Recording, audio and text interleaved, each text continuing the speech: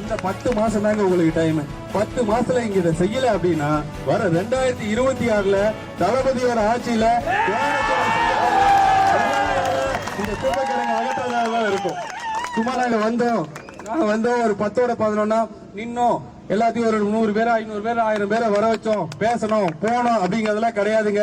தமிழக வெற்றி கழகம் ஒரு பிரச்சனையை கையில எடுத்துச்சுன்னா அதுக்கு நிரந்தர தீர்வு காரணம். இந்த மொத்த கூட்டம் இதுக்கு தீர்வு கிடைக்கல அப்படின்னா இந்த மொத்த கூட்டமும் கலெக்டர் ஆபீஸ் நோக்கி பேரணியா போகும், ஆர்ப்பாட்டம் நடக்கும். எங்க மக்களுக்காக உருவாக்குனதுதான் தமிழக வெற்றி கழகம். எங்க மக்களுக்கு ஒரு தீர்வு கிடைக்கிற வரைக்கும் விடாம போராடுவோம்.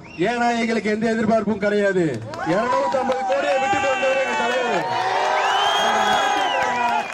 2000 கோடி இல்ல, காலம் ஃபுல்லா அவர் இருந்ததான 20,000 கோடி வரைக்கும் அவரால் சேர்த்திருக்க முடியும். ஆனா அது வேண்டாம், என் மக்கள் வேணும்னு சொல்லி வந்தவர். அப்பேற்பட்ட தலைவரை ஃபாலோ பண்றவங்க நாங்க. அப்ப நாங்க எப்படி இருப்போம் பாருங்க. அதே மாதிரி காவல்துறைக்கு ரொம்ப நன்றி. இதுக்கு இவ்வளவு முழு ஒத்துழைப்பு கொடுத்து எங்களுக்கு ஒருங்கிணைச்சு எங்களுக்கு இந்த இதெல்லாம் பண்ணதுக்கு ரொம்ப நன்றி. ஆனா ஒரு வேண்டுகோள், எங்களை போஸ்ட் ஓட்டக்கூடாதுங்கிறீங்களே, எத்தனை போஸ்ட் பர்மிஷன் வாங்கி இங்க ஓட்டுறாங்க?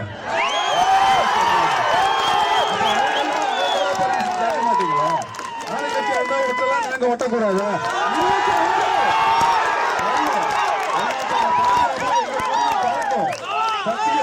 நன்றி, வணக்கம்.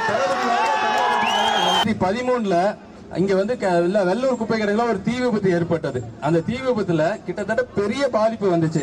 இங்க இருக்க மக்கள்னால சுவாசிக்க முடியல, கேட்கறதுக்கு ஆள் இல்ல, அவங்களுக்காக கூட நிக்கிறதுக்கு பெரிய கூட்டம் இல்ல, கட்சிகள் இல்ல. அந்த மாதிரி இருந்த சமயத்துல மக்கள் தன்னெழுச்சியா போராடினாங்க. அந்த